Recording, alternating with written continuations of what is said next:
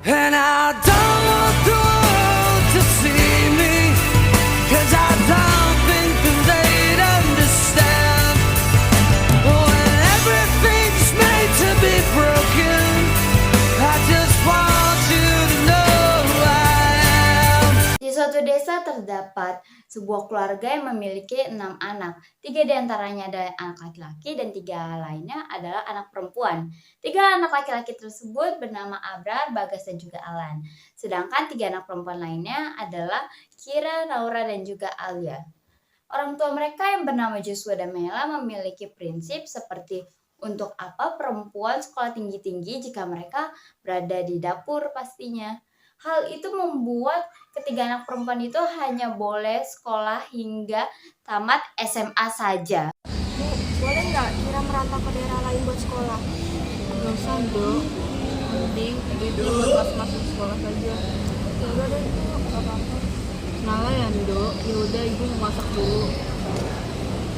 Keesokan harinya ketika mereka ingin berangkat ke sekolah.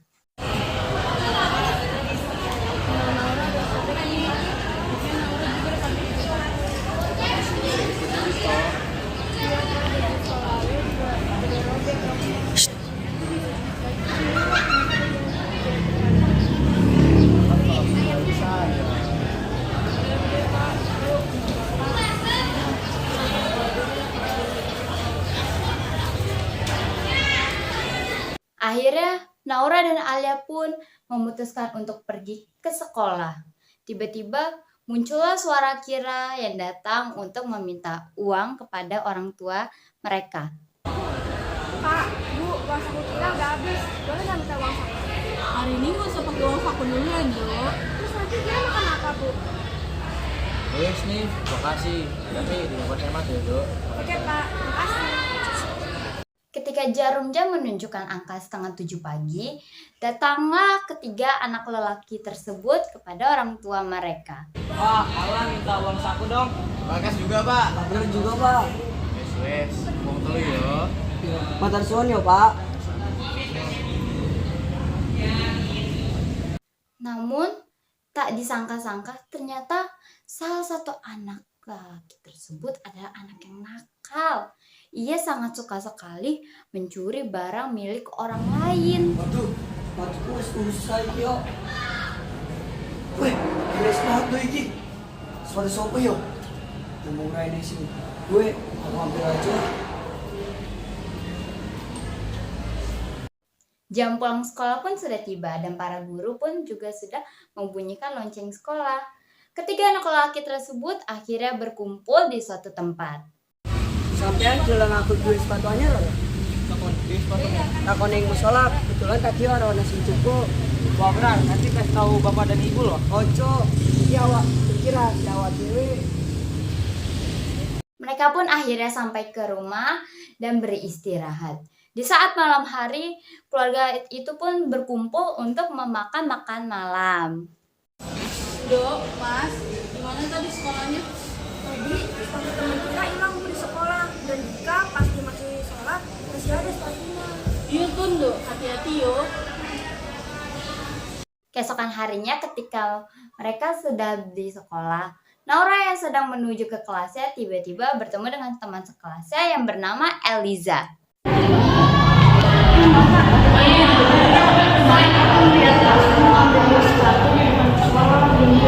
Mas yang mana tuh? Itu loh yang tinggi kurus. Biasa, maturunan ya. Saat jam pulang tiba, ketiga anak perempuan itu akhirnya memilih untuk pulang bersama-sama. Mbak, Dek, tadi aku dikasih tahu Elisa tentang Mas Abrar. Kenapa, Dek? Katanya Elisa yang ambil sepatu depan musola itu Mas Abrar. Tapi orang mungkin Mas Abrar itu. Iya tuh caranya aku ngomong ke Bapak. Apa tuh, Mbak? Aja, biar pulang main ke Bapak. Ya, kita pulang, boleh? Waktu dan perjalanan terlihat sangat singkat. Mereka tak terasa sudah berada di rumah.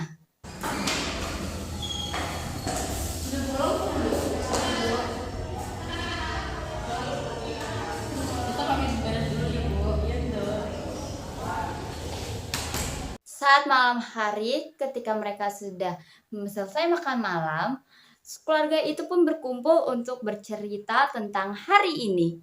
Bu, kemarin teman orang yang bilang ngambil sepatu terus balik ke Sabra. Kok kalian asal pergi sih? Tadi dia sebelum sendiri, dia yang sampai ngambil sepatunya. Udah aja, asal punya masalah. Udahlah mas, aku saja. Kalian gak jelas sih. Keesokan harinya, ternyata Joshua dan Mela pun dipanggil oleh sekolah. Kira-kira ada apa ya? Assalamualaikum Bu. Waalaikumsalam. Iki orang tuanya berapa? Iya, ada apa? Beberapa hari yang lalu, Abrar ketahuan mencuri sepatu di depan musola. Maka dari itu, saya harap agar Abrar meminta maaf dan mengembalikan sepatu tersebut kepada pemiliknya. Oh gitu Bu, nanti saya sampaikan pada Abrar untuk mengembalikan dan meminta maaf atas pencurian tersebut. Selain itu, saya minta agar Abrar tidak mengulangi hal itu. Jika Abrar mengulangi hal itu, saya akan memberikan sanksi kepada Abrar. Baik Bu, terima kasih atas informasinya. Sama-sama Bu.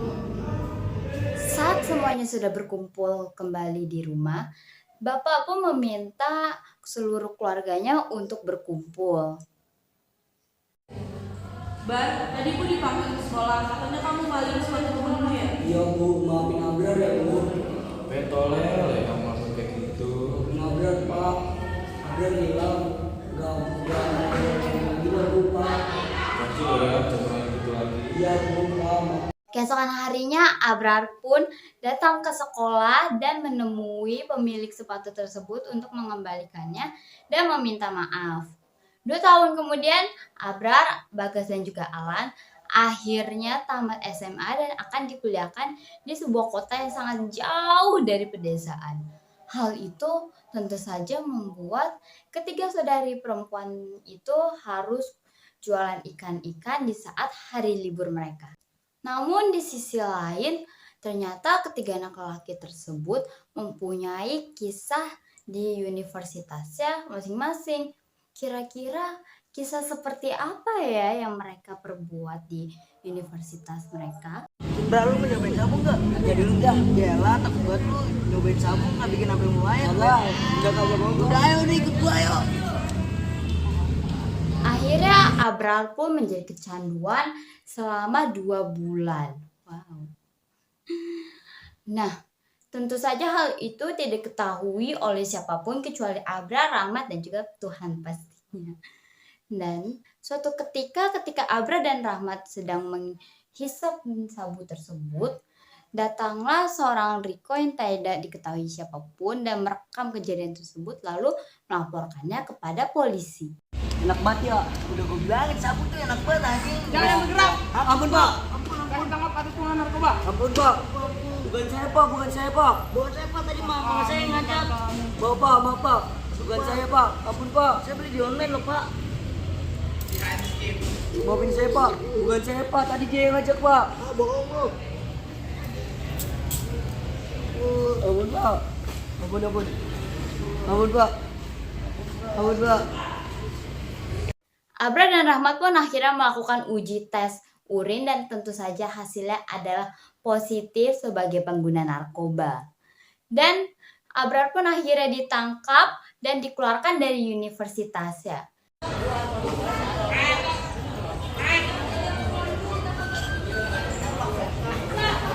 Halo, selamat siang. Perkenalkan saya Dewi. Saya teman kampusnya Abrar. Saya ingin memberitahu bahwa Abrar ditangkap polisi karena kasus penggunaan narkoba. Yang bilang saja kamu, anak saya baik-baik semua, mana mungkin ada yang seperti itu. Benar Bu, sekarang Abrar sudah ditangkap oleh pihak berwenang. Oh lah Abrar, yowes, makasih yo. Iya, sama-sama Bu. Selamat siang. Oh Bapak, Kenapa Bu? itu Abrar kena kasus penyalahgunaan narkoba. Ah, apa? Joshua yang mendengar hal tersebut seketika menjadi sangat marah sekali. Ia pun dengan segera langsung membanting barang yang berada di sekitarnya. Tentu saja hal itu membuat ketiga saudari perempuan tersebut datang kepada orang tua mereka dengan rasa penasarannya dan juga takut kepada bapaknya. Naura pun segera menenangkan sang bapak dan menuntunnya untuk duduk di kursi, sedangkan Alia yang mengambil barang yang sudah dijatuhkan oleh sang bapak. Dok, Mas mau ditangkap polisi. Kok bisa, Bu? Mas siapa, Bu? Mas-mas kita kan anak baik-baik semua. Abram, Dok. Dia kena kasus atas penyalahgunaan narkoba. Loh, terus mana, Bu? Kita tengok sana bersama-sama. Bosan, Dok. Biar bapakmu saja yang ngurus. Joshua pun akhirnya pergi untuk menemui Abrar. Sedangkan di sisi lain ternyata Bagas juga membuat kasus. Dan kasus tersebut adalah ia bertengkar dengan temannya yang bernama Budi. Hanya karena memperebutkan seorang wanita yang bernama Raisa, yaitu teman sekampusnya Bagas dan juga Budi.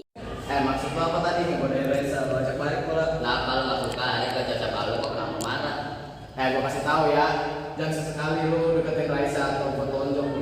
Itu lah kampung, SMP udah sosokan aja punya cewek gitu. Kalau ada pemain aja aja, masa ngancem bodong. Duh, mau taruh mana wajahku kalau kita penyebab kasus ini? Mana orang tua aku datang lagi? Mau banget. Padahal yang kita sebenarnya cuma ingin belajar orang. Terus kepikir boleh ngajak bareng-bareng juga buat orang hemat teman papa. Malah kepikiran coba agak besar ini pengaruhnya. Bagas yang sudah terbakar oleh rasa amarah, ia pun langsung menghajar Budi dengan alat yang sudah ia siapkan. Tentu saja Budi pun hingga akhirnya koma. Dan namun tak disangka-sangka ternyata Budi adalah anak pejabat dan orang tuanya sangat tidak terima jika Budi koma. Bagas pun akhirnya dituntut oleh kedua orang tua Budi dan akhirnya Bagas dikeluarkan dari universitas tersebut. Bosan, Dok. Lagian juga uangnya udah habis buat masuk sekolah.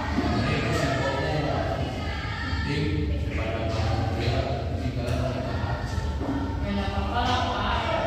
Kalian aja yang balik ke sekolah. Tapi duitnya juga udah habis buat siaran sekolah.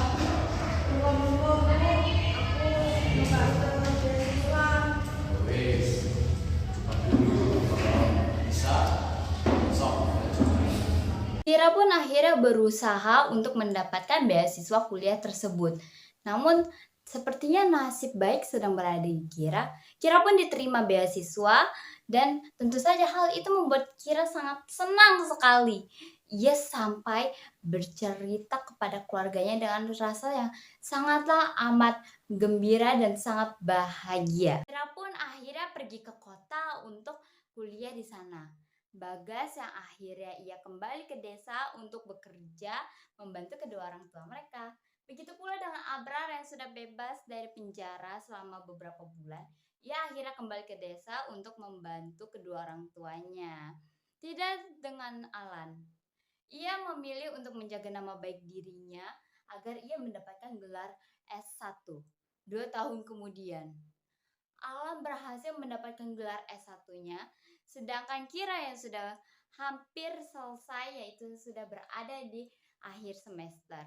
Sedangkan Naura dan Alia mereka juga mendapatkan beasiswa kuliah di kotanya.